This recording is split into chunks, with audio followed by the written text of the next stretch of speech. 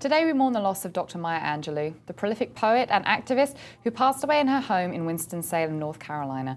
She was a champion of equality, a pioneer in women's literature, and the embodiment of wisdom and compassion for others. And it's a very, very sad day. We've already seen on social media in particular a lot of outpouring of grief and remembrance for Dr. Angelou. I just want to read a few here. Nancy Pelosi saying, "Just like hope's springing high, still I'll rise." Maya Angelou, a truly phenomenal woman whose words will serve to lift our souls forever. We have another one here from Lena Dunham. It says, "Thank you, Maya, for your power, your politics, your poetry. We need you more than ever. Rest in peace." And here's one from Pharrell Williams, who said, "Saddened by the news of Maya Angelou's passing, a brilliant woman who contributed so much to the world. Her light will be sorely missed." Now, Kevin, I know that you had the opportunity, the good fortune of actually being in her light at one point. You actually met Dr. Angelou. Tell me about that.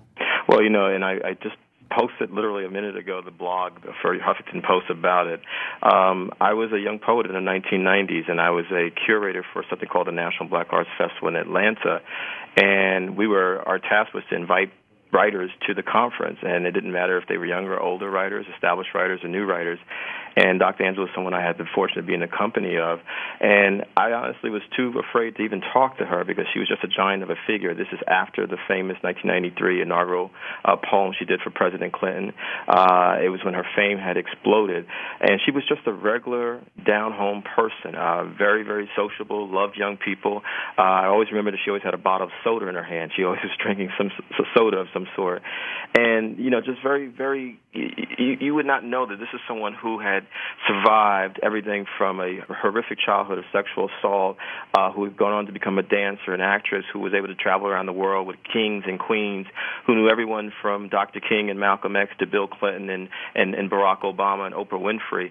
She was always really very much the people's poet. That's what I call her. Really, she's really the true poet laureate of America. You mentioned Oprah there, and you know, she obviously interviewed Dr. Angelou for Super Soul Sunday, and she asked what the best piece of advice she'd ever given was, and Dr. Angelou said that she'd hoped it was the advice that she gave her son when he told her that he had no friends.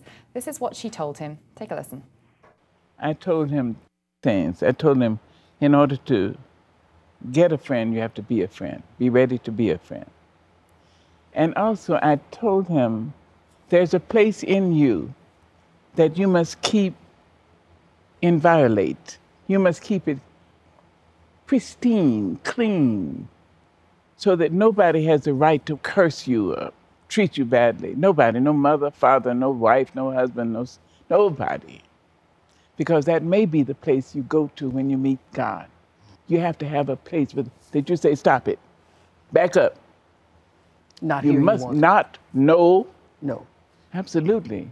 And that's one I told you 25 years ago. Yes. Say no when it's no. Yeah. Say so. Back it up. Wow. One of my favorite quotes of Dr. Angelou is that people may not remember what you said to them, but they'll remember how you made them feel. That sticks with me. She was a woman of great, great wisdom, and it's from her own life. You know, 86 years. She has seen many, many things. She saw the transformation of this country, she saw the transformation of her own life, and because of what her testimonies were as a writer, she transformed the lives of many people, including myself. What do you think her legacy is going to be, Kevin? I mean, for you personally, she did so much in her life. Yeah. You know, what for you really stands out?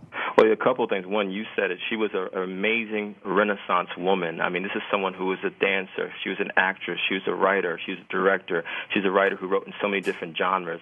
And in a lot of ways, she was a political figure. The fact that if she spoke, you know, about, say, President Obama's education policies, people paid attention in a certain kind of way.